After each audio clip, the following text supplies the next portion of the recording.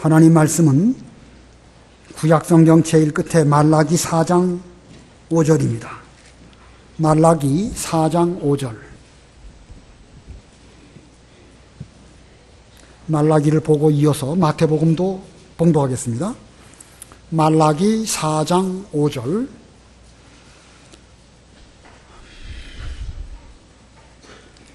보아라, 여호와의 크고 두려운 날이 이르기 전에 내가 너희에게 선지자 엘리야를 보낼 것이다. 그가 아버지의 마음을 자녀에게, 자녀의 마음을 아버지에게 돌이킬 것이다. 그렇지 않으면 내가 와서 이 땅을 진멸함으로 칠 것이다. 몇 장 넘겨서 마태복음 3장 1절과 2절 또 봉독하겠습니다. 마태복음 3장 1절입니다. 그 무렵에 세례자 요한이 나타나 유대 광야에서 선포하여 말하기를 회개하여라, 하늘나라가 가까이 왔다 하였다. 거기까지 봉독합니다. 오늘 본문을 보면 말라기는 그 어려운 시대에 이스라엘 백성들로 하여금 회개할 것을 외쳤고, 이어서 세례 요한도 또 역시 어려운 시대에 회개하라, 천국이 가까웠느니라 이렇게 외쳤습니다. 이 두 선지자는 각각 어려운 시대에 회개를 외친 선지자들입니다. 그래서 오늘 제목은 회개를 외친 선지자들, 회개를 외친 선지자들이라는 제목입니다. 이 성경 역사를 보면 두 번에 걸쳐서 400년 기간 동안 하나님의 선지자가 없고 계시의 말씀이 없었던 그런 기간이 있습니다. 그 하나님의 계시가 침묵한 그 기간을 암흑기 혹은 침묵기라고 말할 수 있는데, 첫 번째는 이스라엘 백성들이 애굽에 종살이했던 400년이고, 두 번째는 이 구약 제일 끝에 말라기 선지자 이후 신약시대 직전까지 역시 400년 기간입니다. 이 첫 번째 그 애굽에 종살이할 400년, 그 400년은 무슨 의미가 있는 기간일까? 창세기 15장에 보면 하나님께서 아브라함하고 언약을 체결하십니다. 너와 내 후손에게 이 가나안 땅을 영원히 주겠다. 하나님께서 그렇게 언약을 하셨는데, 즉시 주시는 것이 아니고 앞으로 이 내 후손들이 그 타국에 가가지고 400년 동안 종살이를 하고 돌아와야 될 것이다 라고 말씀하시는데, 그 이유가 뭐냐면 그 즈음에 가나안 땅에 살고 있었던 가나안 족속들, 그 족속의 대표가 아모리 족속인데 그들의 죄가 아직도 관영하지 않았기 때문이다 라고 말씀하십니다. 하나님의 뜻은 그 아모리 족속들의 죄가 관영이라는 말은 가득 찼다는 말입니다. 꿰뚫었단 말이에요. 가득 차가 될 때에 그 죄값으로 그들을 심판하시고 그 땅을 이스라엘 백성들에게 주시려고 계획하고 계셨습니다. 그런데 그들의 죄가 아직도 가득 차지 않았다고 하면 하나님의 심판도 무슨 명분이 없는 거 아니겠습니까? 그러므로 하나님께서는 가나안 땅을 주시기로 약속은 하셨지만 아모리 족속들의 죄가 관영할 때까지 너희들은 애굽에 가가지고 얼마간 종살이를 해야 될 것이다, 이렇게 말씀하신 것입니다. 자, 이거 보면 하나님의 심판이 가나안 땅에 임할 동안 하나님의 백성들은 얼마 동안 어려운 일을 겪어야 하는 과정임을 이 성경은 우리들에게 보여주고 있습니다.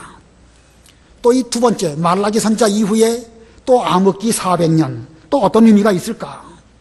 아브라함 이후 이스라엘이라는 나라를 세우고 12지파가 하나님을 잘 섬겼지만 역사가 점점 흘러가면서 그 가운데 유다만이 바른 신앙을 지키는 그런 나라가 되었습니다. 자, 구약의 유다, 믿음을 잘 지킨 그 시대의 남은 자였지만 그들은 말라기 이후 400년이 지나가면서 역시 유대인들 사이에 죄가 관영하게 되었습니다. 하나님의 계획은 유대인들의 죄가 관영하게 되었을 때에 그들을 떠나서 복음이 땅끝까지 전파되는 것이 하나님의 계획인데, 그게 무턱대고 되면은 그것도 합리적이지 않죠? 그러므로 하나님께서는 얼마 기간 동안 시간을 두시고 믿음을 지키는 사람들은 믿음을 잘 지키는 고난을 겪지만, 또 죄를 지을 사람들은 그냥 유기하심으로 버려두심으로 그들의 죄가 관영하게 되고, 그들의 죄가 관영하게 되었을 때 하나님의 심판이 그들에게 임하면서 새로운 국면으로 복음 운동이 전개되게 하는 것이 하나님의 뜻입니다.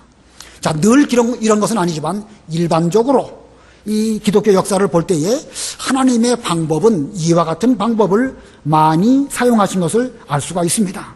어느 한 지역에 복음이 들어가고 그 복음이 거기서 융성하게 되고 하나님 잘 섬기는 신앙생활을 함으로 많은 복을 받고 은혜를 받는데 시간이 얼마만큼 지나다 보면 거기에 누룩과 같은 죄가 들어오게 되고 그 누룩이 점점점 커지게 되고 관영하게 되었을 때에는 하나님의 무서운 심판이 임하게 되고 심판으로 구원 역사가 끝이 난 것이 아니라 새로운 국면으로 복음운동이 전개되어지는 것을 역사는 우리들에게 보여주고 있습니다. 자, 이 이스라엘의 유대인들, 그들의 죄가 가득 차게 되었을 때 복음이 예루살렘을 출발해서 유대와 사마리아와 땅끝으로 퍼져나가게 됩니다. 복음의 중심이 처음에는 예루살렘이었지만 얼마 지나서는 안디옥, 에베소 이런 지역을 중심으로 이 복음 전도가 전파되다가 얼마 뒤에는 로마를 중심으로 또 복음이 융성하게 되지요. 로마에서 거의 한 1500년 정도 그 카톨릭이라는 말 참 좋은 말인데 카톨릭 중심으로 복음운동이 일어나게 되지만 얼마 세월이 지나니까 오히려 그들 내부적으로 부패하게 되어지고 죄가 관영하게 되었을 때 하나님의 그 촛대가 그 로마에서부터 옮겨가지고 이제 영국의 핍박 가운데 있는 청교도들에게 넘어가게 됩니다. 청교도들은 영국 국교도들로부터 상당한 핍박을 받게 되고 그리고 영국을 떠나서 미국으로 옮겨가게 되고 미국의 진리운동이 몇백 년 동안 잘 되어지지만 자유주의로 물 들어갈 그 직전에 그 순수한 복음, 순전한 신앙이 하나님의 은혜 가운데 우리 대한민국으로 오게 되었습니다. 자, 우리가 받은 정통신앙, 이 정통신앙은 앞으로 어느 방향으로 하나님의 뜻이 옮겨가게 될 것일까? 만일 하나님의 그 섭리가 우리를 떠나서 다른 곳으로 가는 것이다. 그렇다고 하면 우리는 버린 바 되는 것일까? 정말로 두려운 일이죠? 정말로 두려운 일입니다. 결론적으로 말한다고 하면 이 시대에 우리가 회개해서 하나님의 그 은혜를 계속 우리에게 향하도록 한다고 하면 우리는 계속 은혜를 받을 수 있지만 회개하지 않고 죄악이 우리에게 관영한 그대로 둔다고 하면 하나님의 은혜의 촛대는 우리라 한들 별 수 있겠습니까? 이스라엘 민족을 버려서라도 하나님의 구원운동을 하셨던 하나님이라고 한다면 얼마든지 그러실 수도 있습니다. 그러나 우리는 그렇게 되지 않도록 하기 위해서 오늘날 회개하는 이런 우리들이 되어야 됩니다. 그래서 오늘 이 시간에 말라기 선지자 이후 400년간 어떻게 그 암흑기가 지나가고 하나님의 구원 역사가 이루어졌는가 그것을 잘 살펴서 오늘날 이 위기의 시기에 우리는 어떻게 대처해야 될 것인가 이것을 배워보는 이 시간이 되어야 되겠습니다. 자, 이 말라기 선지자 이후 약 400년 신약과 구약 가운데 끼어있는 그 기간을 중간기라고 합니다. 뭐라고 한다고요? 중간기. 처음 이런 말을 들어보시는 경우도 있으실 것입니다. 신학생들에게만 익숙한 그런 용어인데 중간기라고 하는 단어의 정의는 구약 말라기 선지자 이후부터 신약이 시작되기 전까지의 기간, 그 기간을 중간기라고 하고 그 중간기 400년 동안에는 선지자도 없었고 하나님의 계시도 있지 않았던 그런 기간입니다. 그 중간기 동안의 역사, 그것을 중간사라고 합니다. 중간사.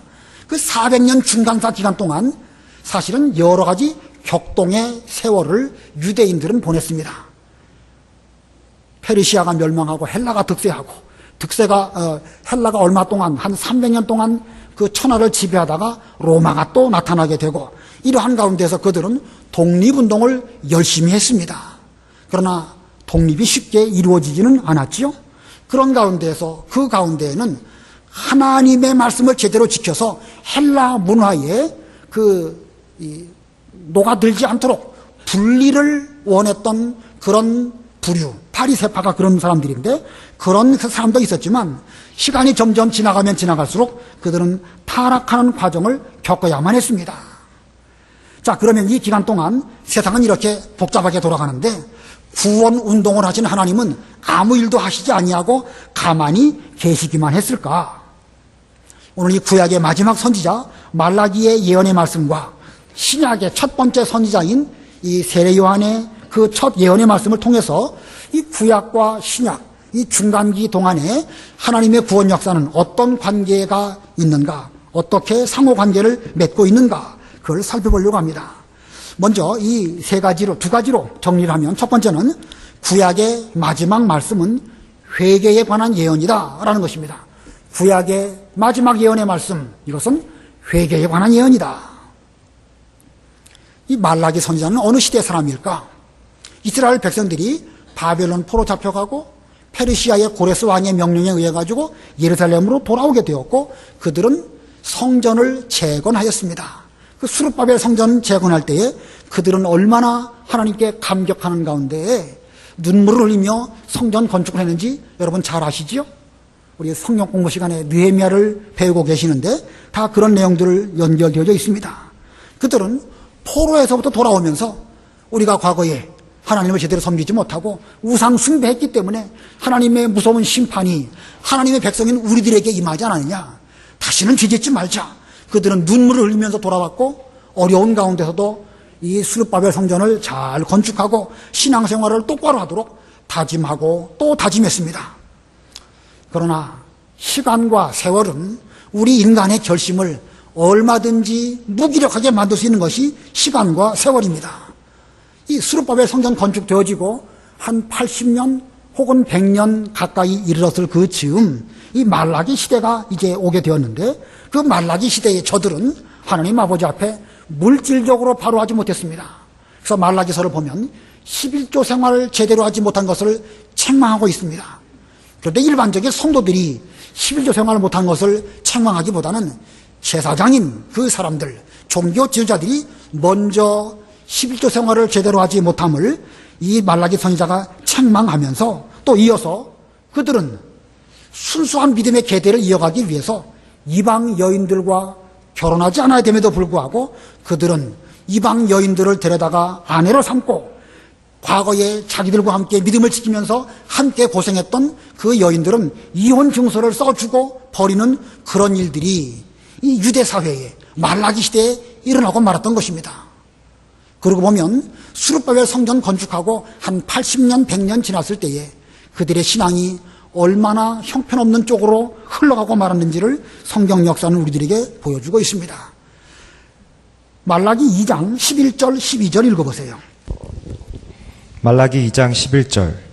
유다가 배신하고 이스라엘과 예루살렘에서 역겨운 일을 저질렀으니 이는 유다가 자기를 사랑하시는 여호와의 거룩함을 모독하였고 이방신의 딸과 결혼까지 하였으니 이런 일을 행하는 사람은 비록 그가 깨어 대답하고 만군의 여호와께 제물을 드리는 사람이라고 하여도 여호와께서 그를 야곱의 장막에서 끊어버리실 것이다. 예, 여기 12절에 보면 이런 일을 행하는 사람은 비록 그가 깨어 대답하고 만군의 여호와께 제물을 드리는 사람이라고 하여도, 이게 누굴 가리키는 거겠죠?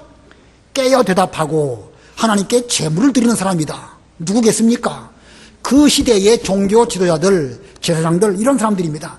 그들이 하나님이 뭐라고 말씀하시면 척 깨어서 대답은 잘하고 하나님 아버지 앞에 제물을 잘 드리는 그런 사람이라 할지라도 그들의 생활이 하나님을 떠나가고 그들의 가정이 그렇게 되었을 때에는 하나님은 그들을 야곱의 장막에서부터 끊어버릴 것이다.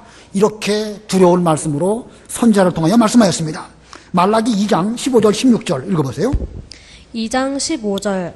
여호와께서는 영의 여유가 있으셨으나 하나를 지으신 것이 아니냐? 어찌 하나만 지으셨느냐?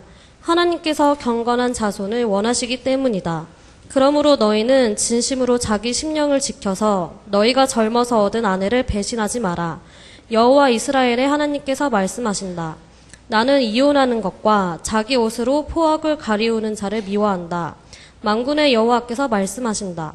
너희가 자신의 심령을 지켜서 배신하지 마라. 예, 하나님 아버지 앞에서 신앙을 제대로 지키지 못한다고 하면 그 외의 모든 삶은 무너지게 될 수밖에 없습니다.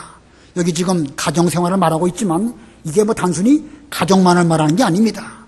그 시대에 하나님을 섬기는 그 면에 있어서 그들이 회개하고 돌이키지 않았기 때문에 그들은 자기 아내를 두고도 또 다른 여인을 얻게 되었고, 그래서 여러 가지 그 이혼하고 포악으로 그 자기들의 죄를 가리우는 이런 사람들에 대해서 하나님은 미워하신다고 그랬습니다.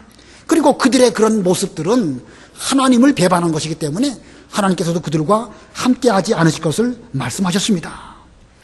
자, 이렇게 신앙이 타락하게 되면 그 삶이 얼마나 무섭게 무너지게 되는 것임을 성경 역사가 우리들에게 보여주고 있습니다. 이러한 시대에 이 말라기 선지자는 저들에게 대해서 돌아오라, 회개하라 이렇게 외쳤습니다. 말라기 3장 7절 읽어보세요. 7절 만군의 여호와께서 말씀하신다. 너희 조상 때부터 너희가 내 규례를 떠나 그것을 지키지 아니하였다. 이제 너희는 내게로 돌아와라. 그러면 나도 너희에게 돌아갈 것이다. 그러나 너희는 말하기를 우리가 어떻게 돌아갑니까? 라고 한다. 예, 너희는 내게로 돌아오라. 그러면 나도 너희에게 돌아갈 것이다. 이게 돌아온다. 이게 무슨 뜻이죠? 너희가 내게로 회개하고 돌이키면 하나님의 은총이 지금은 떠나갔고 하나님의 은혜의 촛대가 옮겨갔지만 다시 너희들에게 은혜를 베풀 것이다. 이렇게 말씀하셨습니다. 야, 회개하고 돌이킬 때에 비로소 하나님의 은혜와 사랑이 함께 하실 것임을 말씀하였습니다. 이 말라기는 돌이키라는 말씀을 또 하고 있습니다. 말라기 3장 18절 읽어보세요. 3장 18절 그때에 너희가 돌아와서 의인과 악인을 분별하며 하나님을 섬기는 자와 그를 섬기지 않는 자를 분별할 것이다. 그들은 지금 분별력이 없습니다. 이게 뭐가 뭔지도 모르고 지금 옳고 그른 것을 제대로 분별하지 못합니다. 어떻게 해야 그것을 분별할 수 있을까? 분별한 이후에 회개하는 것이 아니고 먼저 하나님 앞에 바로 서면 분별력을 하나님이 주시는 것입니다. 여기 그랬죠? 너희가 돌아와서 의인과 악인을 분별하며 하나님을 섬기는 자와 또 그를 섬기지 않는 자를 분별할 것이다. 우리가 하나님 편에 서고 신앙생활을 똑바로 하게 되면 믿음 안에서 보면 모든 것이 자명하게 훤하게 보여집니다.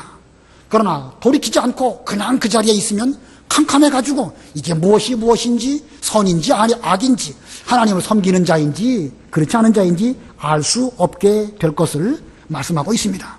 말라기는 계속해서 또 예언하고 있습니다.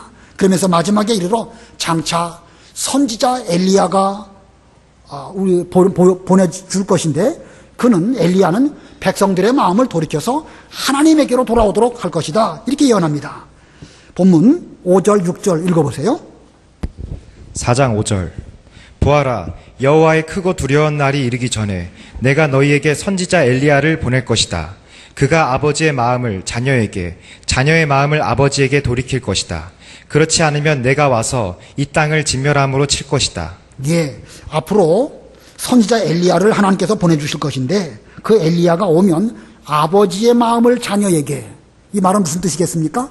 하나님의 마음이 다시 은혜롭게 하나님의 백성들에게로 돌아오시고 그때에 자녀들의 마음은 또 하나님 아버지께로 돌이키는 이런 회개를 그 선지자 엘리야를 통하여 이루어질 것이다. 이렇게 예언했습니다. 자, 이거 보면 이 말라기는 그 시대에 종교 지도자들도 타락했고 백성들도 형편없는 이런 가운데 있었을 때에 그는 회개를 외친 선지자입니다. 시대가 어려웠지만 그가 그 어려운 시대에 있었기 때문에 더욱 그 시대에 회개를 외쳤고 그의 진가는 더욱 돋보이게 된 것입니다. 캄캄하면 캄캄할수록 그 빛을 비추는 그 사람은 더욱 돋보이는 것처럼 말라기 시대, 이 구약 시대의 끝에 참 이스라엘 백성들이 형편없는 지경까지 갔지만 그때에 이 말라기 선지자는 회개를 외치는 이런 참된 선지자였습니다. 그러나 그 말라기 이후 더 이상의 계시나 예언은 없었습니다. 그래서 400년 기간 동안 암흑기를 보낼 수밖에 없었고 그러면서 시간은 흘러갔습니다. 자, 그리고 이제 400년 암흑기 끝에 회개를 외친 또 다른 선지자가 등장하게 되는데 두 번째 소지로 두 번째 신약의 첫 선지자의 외침은 회개이다. 신약의 첫 선지자의 외침은 회개이다. 세례 요한이 유대 광야에 머물다가 하나님께서 정하신 때가 되어서 그는 자기를 드러내서 백성들에게 외쳤습니다. 회개하라. 천국이 가까웠느니라. 마태복음 3장 1절 2절 읽어보세요. 마태복음 3장 1절 그 무렵에 세례자 요한이 나타나 유다 광야에서 선포하여 말하기를 회개하여라 하늘나라가 가까이 왔다 하였다. 예, 말라기가 말한 대로 선지자 엘리야가 왔고 말라기의 예언대로 자녀들의 마음을 아버지에게 돌리기 위하여서 세례 요한은 백성들에게 대하여서 회개하라. 천국이 가까웠다. 그리스도의 오심이 가까웠느니라. 이렇게 회개를 외쳤습니다. 세례 요한이 엘리야인가요? 회리바람을 타고 올라갔던 엘리야가 다시 세례 요한이라는 사람으로 다시 찾아온 것입니까? 세상 떠나간 어떤 사람이 천국에 갔는데 천국에 간 이후에 다시 사람의 몸을 입고 환생하여 오는 것, 이건 성경 원리에 맞지가 않습니다. 그런데 왜 말라기는 이 세례 요한이 올 것을 두고 선지자 엘리야가 올 것이다 이렇게 말을 했을까? 엘리야는 그 아합 왕 시대에 이스라엘 백성들이 하나님을 섬기는 거기서부터 마음이 떠나가서 그 우상 섬기는 이런 가운데 있었는데 그들에게 대해서 회개할 것을 외치고 너희들이 누가 참 하나님이신가? 여호와 하나님이 참 하나님이신가? 그 바알 신과 아세라 신이 참 하나님인가? 선택해라 하면서 회개를 외쳤던 선지자가 바로 엘리야입니다. 그와 같은 심정으로 이 세례 요한도 외칠 것이라고 예언했기 때문에 바로 이 세례 요한은 엘리야와 같은 심정을 가진 그런 사람이기 때문에 성경은 세례 요한을 두고 선지자 엘리야다 이렇게 말한 것입니다. 자, 그러므로 이 400년의 기간 하나님의 언약의 말씀이 선지자의 계시의 말씀이 성취되기 위해서 오랫동안 기다렸던 기간이 바로 400년입니다.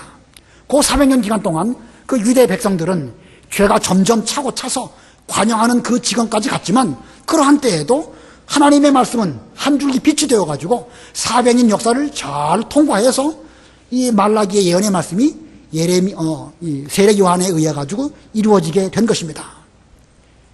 빛이 멀리 가게 되면 빛도 퍼지는 성격이 있죠. 빛도 이렇게 태양에서부터 오다 보면은요, 이게 퍼져나갑니다. 그런 걸 회절, 소리도 회절하게 되는데 빛도 그렇습니다. 그러나 빛 중에는 퍼지지 않고 멀리 가는 그런 빛이 있습니다. 그게 무슨 빛이죠? 무슨 광선, 레이저 광선 같은 거. 그건 멀리 갑니다. 빛이 직진하는 성격이 강하기 때문에 여기서부터 달나라까지, 화성까지 빛을 쏴도 퍼지지 않고 똑바로 가는 그런 빛, 그 레이저입니다. 그 빛에 에너지를 실으면요, 강력한 무기가 됩니다. 사람을 멀리 몇십 킬로미터 떨어뜨려 놓고 레이저 광선에다가 에너지를 실어가지고 보내면 그 빛을 쪼일 때에 그 사람의 내장이 다 익어버리는 이런 무서운 무기가 바로 레이저 광선입니다. 하나님의 복음의 빛, 그 복음의 빛은 이렇게 400년이라고 하는 역사를 관통해가지고 그대로 도달되어지고 거기서부터 강력한 힘이, 능력이 있어가지고 세례 요한이 그 말씀을 외칠 때에 하나님의 뜻이 이루어지게 되는 이런 것을 우리는 역사를 통하여 보게 됩니다. 말라기의 예언이 400년 뒤 세례 요한을 통하여 성취되었다. 이게 중요한 의미를 우리에게 주고 있습니다. 말라기의 예언이 400년 뒤 세례 요한을 통하여 성취되었습니다. 가느다란 한 줄기의 빛처럼 보이지만 그 빛은 복음의 빛이고 하나님의 계시의 말씀이고 그 계시의 말씀은 암흑기인 400년을 그대로 잘 통과하고 관통해서 마침내 세례 요한을 통하여 성취되어짐을 역사가 우리들에게 보여줍니다. 이것이 역사입니다. 꼭 이것은 이 말라기 이후 때뿐만 아니라 아담 이후로, 아브라함 이후로 오늘날까지 하나님의 이 진리의 역사는 이렇게 이루어지고 있습니다. 자, 그러면 이것이 역사인데 이 역사가 주는 교훈이 무엇일까? 중간기를 지금 우리가 배우고 있는데 중간기 혹은 우리 교회의 역사를 통해서 역사의 교훈이 무엇일까? 두 가지를 말씀을 드리겠습니다. 역사의 교훈 두 가지. 첫 번째, 하나님의 말씀은 역사를 관통하여 역사한다. 하나님의 말씀은 역사를 관통하여 역사한다. 앞에 나온 역사는 히스토리의 역사고 뒤에 나온 역사는 일한다. 영어로 말하면 work. 하나님의 말씀은 역사를 관통하여 역사하신다. 자, 이 400년의 기간, 얼마나 긴 세월입니까? 이 기간 동안 선지자가 없었고 새로운 계시도 없었습니다. 암흑기라고 불려지는 그런 시대입니다. 그러나 그 기간 동안 하나님께서는 하나님의 백성을 버리셨거나 하나님께서는 아무 일도 하지 아니하시고 손 놓고 계셨던 기간이 아닙니다. 그 기간 속에서도 하나님의 말씀은 살아서 역사하셨고 이스라엘 백성들은 말라기의 예언의 말씀이 언제나 이루어질까? 그 말씀의 소망을 두고 기다렸던 이런 또 기간입니다. 이것은 꼭 400년만 적용되는 것이 아니고 아담에게 하신 언약의 말씀, 여자의 후손이 뱀의 머리를 상하게 할 것이다 하시는 말씀이 4000년 정도 지나서 예수님으로 말미암아 사탄의 권세를 완전히 깨트려버리는 이런 그 섭리가 이루어졌습니다. 아브라함에게 주신 말씀, 가나안 땅을 너와 내 후손, 믿음의 후손에게 주시겠다 하시는 하나님의 언약의 말씀이 2000년 뒤 예수님으로 말미암아 성취되어졌고, 또다시 2000년이 지난 여러분들에게 대해서도 다 우리가 믿음의 면으로 보면 아브라함의 후손이죠. 우리에게 가나안 천국을 주시는 하나님의 뜻은 지금도 이루어지고 있는 것입니다. 모든 하나님의 말씀은 역사를 관통하고 시간을 초월하고 넘어서서 역사하시는 말씀입니다. 자, 이게 첫 번째, 하나님 말씀은 역사를 관통하여 역사한다. 첫 번째 교훈이고요. 두 번째는요, 하나님의 말씀을 깨닫고 순종하는 자를 통해서 성취된다는 입니다. 하나님의 말씀을 깨닫고 순종하는 자를 통하여 성취된다. 아까 말라기의 예언이 있었습니다. 400년이 지나갔습니다. 400년이 지나갈 때 그들은 그 예언의 말씀을 다 알고 있었어요. 그렇기 때문에 그들은 엘리야 선지자가 언제 나올까 기다렸습니다. 근데 그들은 기다리기만 할 뿐이지 그 말씀을 깨닫고 자기 것으로 삼고 그대로 일하는 사람이 없었고 회개를 외치는 사람이 없었기 때문에 그 400년이 암흑기가 될 수밖에 없었습니다. 무슨 말이냐면 하나님 편에서 볼 때에는 예정된 기간이긴 하지요. 그러나 인간 편에서 볼 때에는 그것이 하나님의 말씀이라고 하면 내가 저 말씀을 성취해 드려야 되겠다. 나도 회개를 외치는 그런 사람이 돼야 되겠다. 그 400년 기간 동안 어느 누구라도 그 말씀에 감동받아가지고 그 말씀을 성취하려고 노력했다고 하면 그건 암흑기가 아니지요. 빛을 비치는 하나님의 계시의 말씀이 있는 그런 시대가 되었는데 아무도 그 말씀을 붙잡고 노력한 사람이 없었습니다. 사람들이 태어나고 죽고 여러 가지 그 변화가 있었지만 예언은 결국은 성취되지 아니하고 400년이 지나갔는데 그러다가 요한이라고 하는 인물이 태어났습니다. 그는 하나님의 특별한 섭리 가운데 태어난 인물이지만 그렇다고 해서 요한이 태어나면서부터 나는 선지자로 태어났다. 이제부터는 회개를 외쳐야 되겠다. 이렇게 말하고 태어난 거 아닙니다. 누가복음 1장 마지막 절에 보면 그 요한에 대해서 말하기를 그 아이는 점점 자라났다. 이렇게 기록하고 있습니다. 점점 자라났다는 건 뭘 말하죠?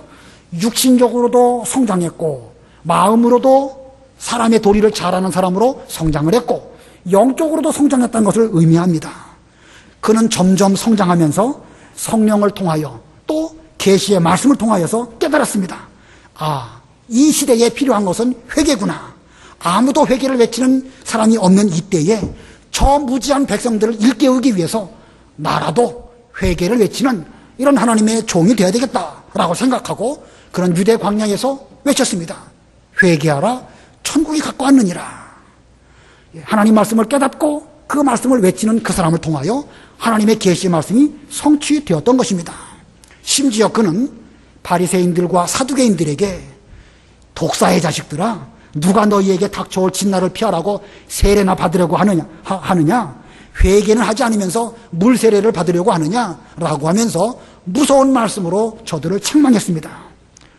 당시의 바리새인들과 사두개인들 종교적인 지도자들입니다.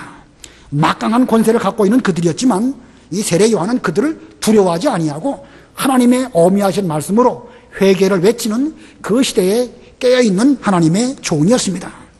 그러나 그렇다고 해서 세례 요한이 성경의 모든 진리를 다 깨달은 사람이었을까? 그건 아니에요. 그는 과연 그리스도가 누구신가 아직 알지 못하는 가운데 그는 하나님으로부터 성령을 통하여 계시를 받았습니다. 내가 세례를 줄 때에 성령으로 말미암아 성령이 임하는 그 사람이 곧 그리스도시다. 이렇게 깨달았습니다.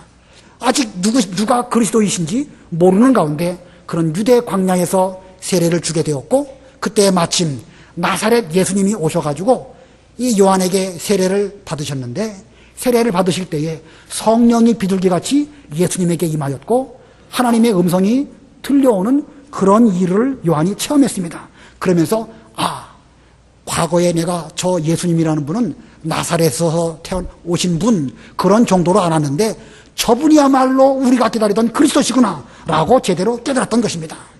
자, 이것은 말씀을 순종하고 지키는 사람은 진리를 더욱 깨닫게 되는 것이고 또 더욱 깨달은 사람은 또한 더 큰 일을 할 수 있음을 보여줍니다.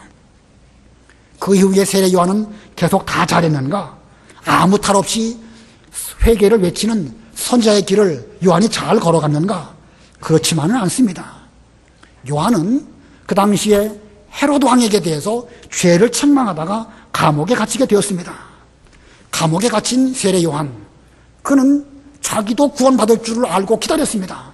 그리스도가 과연 오셨다면 내가 지금 감옥에 갇힌 것을 불쌍히 여겨주시고 나를 얼렁 구출해 주실 것인데, 이거 뭐 하루 이틀 며칠이 지나도 더 이상 구원의 여망이 없는 것을 보면서 예수님이 그리스도가 아니신가? 라고 하는 의심하는 마음이 들어왔습니다. 자, 세례 요한 같은 위대한 사람도 그런 생각이 일순간 들어가게 되었다는 것이죠. 그래서 요한은 감옥에 갇힌 가운데에서 자기 제자 둘을 예수님에게로 보내면서 오실 그이가 당신입니까? 아니면 우리가 다른 일을 기다려야 되겠습니까? 이렇게 여쭤보았습니다. 다시 말하면 지금까지 저는 예수님이 그리스도라고 알고 있었는데 그렇다고 하면 이것이 잘못된 것이고 또 다른 그리스도가 오실 것임을 우리가 기다려야 되겠습니까? 하고 이렇게 엉뚱한 질문을 이 요한이 실족한 가운데에서 그 질문을 드렸던 것입니다. 그랬더니 예수님께서 말씀하시기를 지금 구약에 예언된 모든 말씀들이 이루어져 가고 있는 것을 보면서 내가 그리스도인 줄 알아라. 나 때문에 걸려 넘어지지 않는 자는 복이 있다. 이렇게 말씀하십니다. 마태복음 11장 4절로 6절 읽어보세요. 마태복음 11장 4절. 예수께서 그들에게 대답하여 말씀하셨다. 가서 너희가 듣고 본 것을 요한에게 알려라. 맹인들이 보고 안진뱅이들이 걷고 나병 환자들이 깨끗해지고 귀머거리들이 들으며 죽은 자들이 살아나고 가난한 자들이 복음을 듣는다. 나 때문에 걸려 넘어지지 않는 자는 복이 있다. 예, 예수님의 이 말씀을 감옥에 있었던 세례 요한이 들었습니다. 이 예수님의 이 가르침을 듣고 세례 요한이 어떻게 했겠죠? 회개했을까요? 안 했을까요? 당연히 했지요. 당연히 했습니다. 아, 내가 큰 실수했구나. 내가 지금 백성들에게 대해서는 회개하라, 천국이 가까웠느니라 이렇게 외치면서 정작 나는 내 속에 있는 죄를 미처 깨닫지 못하고 예수님을 오해했구나 라고 하면서 그는 회개했습니다. 그리고 그는 헤롯 왕의 죄를 책망하다가 결국은 목베임을 당하고 순교하는 그런 길을 걸어갔습니다. 자, 이렇게 말라기가 예언한 그 예언대로 400년 뒤에 세례 요한은 회개를 외치는 그런 길을 걸어가게 되었고 자기 목숨을 하나님 아버지 앞에 제물로 드리는 이런 순교의 길을 걸어갔던 것입니다. 그런데 이 세례 요한이 처음부터 모든 진리를 다 알았는가? 그렇지 않다는 것입니다. 그 역시도 완전치 못한 우리와 똑같은 사람이었지만 그런 말씀을 깨닫고 순종하고 그대로 실천할 때에 그로 말미암아 하나님의 계시 말씀이 이루어지게 되었고 그는 또 어려운 일을 겪었지만 거기서 자신이 부족한 것을 회개하고 똑바로 설 때에 더 큰 일을 할 수 있는 이런 위대한 주님의 종이 되었던 것입니다. 자, 이 회개가 얼마나 위대한지 알 수가 있겠죠? 세례 요한도 자기의 죄를 뉘우치는 그런 사람이 되었을 때에 큰 일을 하고 순교의 길을 걸어가는 이런 그 종이 되었던 것입니다. 세례 요한과 예수님 이후 지금까지 이르러서 2000년이 지나갔습니다. 당연히 지금도 하나님의 말씀과 계시는 이 역사를 관통해서 오늘날 우리에게까지 그대로 살아서 역사하시는 말씀으로 역사하고 있습니다. 또 하나님 예수님의 복음도 거의 땅끝까지 다 이르는 것을 우리가 알 수가 있습니다.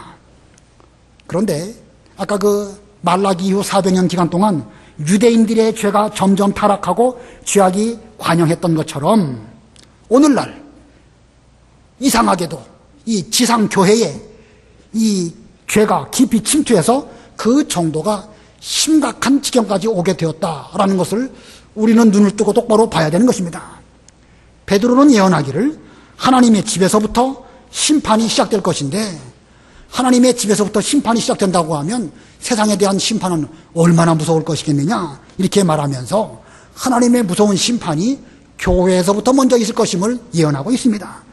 베드로 전서 4장 17절 읽어보세요. 베드로 전서 4장 17절. 이는 하나님의 집에서 심판을 시작할 때가 되었기 때문이다.